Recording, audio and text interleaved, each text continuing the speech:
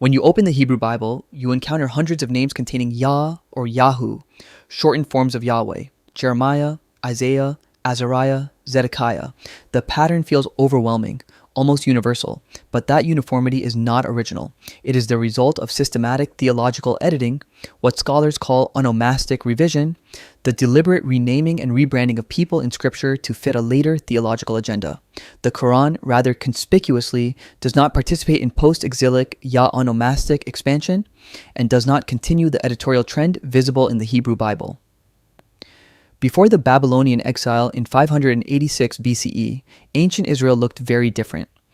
Parents named their children using multiple divine elements, not only Yahweh, but also El, Baal, and generic terms.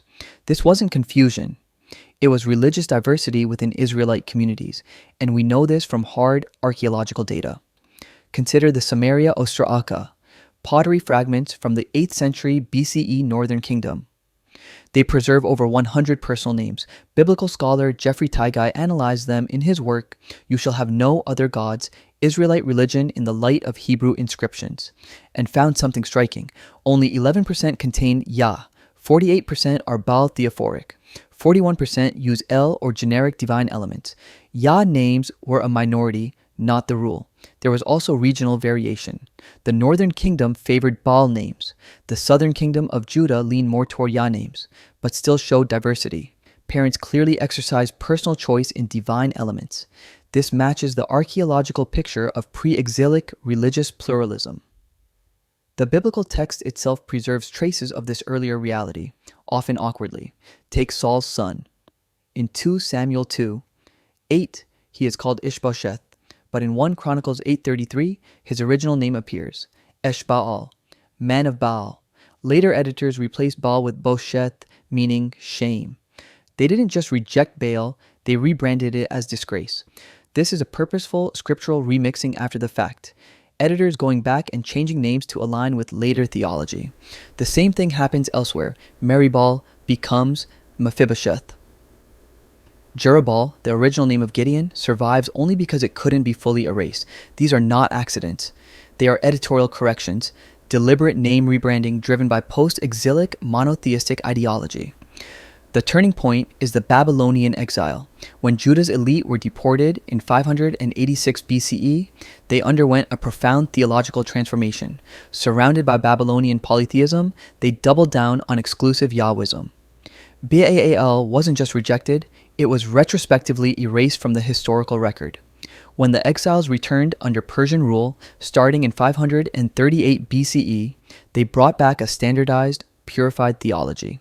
And we can measure this shift precisely through onomastic analysis, the study of naming patterns. Open Ezra chapter 2, the list of returnees from Babylon. Verse after verse. Sariah, Yah has prevailed. Realiah, Yah has shepherded. Azariah, Yah has helped. The pattern is relentless. This is Yah onomastic expansion, the systematic proliferation of Yahweh-based names. Ezra chapter 10 lists 113 men who married foreign wives. From verses 18 to 44, Messiah, work of Yah, Gedaliah, Yah is great. Malchijah, my king is Yah. Shemaiah, Yah has heard. Name after name after name. Nehemiah chapter 10 shows the same thing. Priests, Sariah, Azariah, Jeremiah. Levites, Jeshua, Yah saves.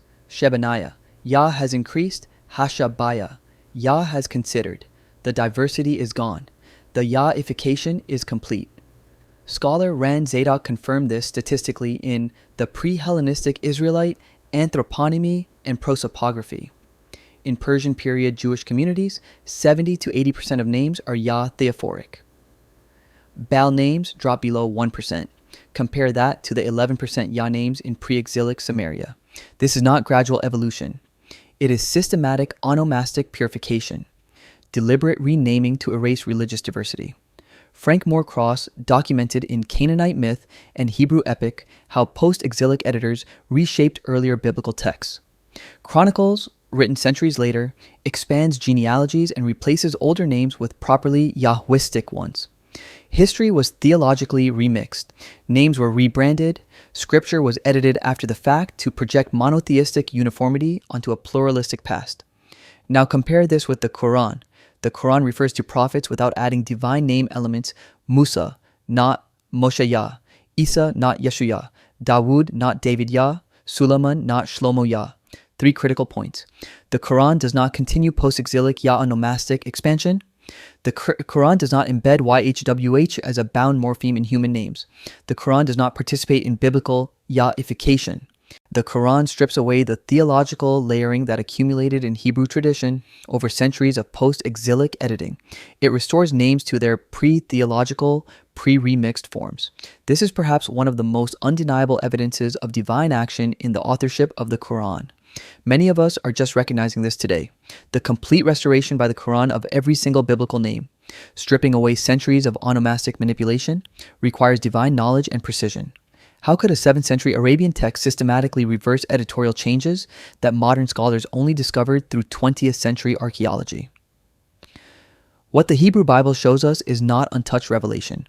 It is a text shaped by post-exilic theological priorities, retroactively imposed on a more complex religious past through purposeful scriptural remixing and name rebranding. The names tell the story, from 11% to 80%, from diversity to uniformity, from historical reality to theological revision, from pre-exilic onomastic pluralism to post-exilic Yah-ification, and archaeology makes it undeniable.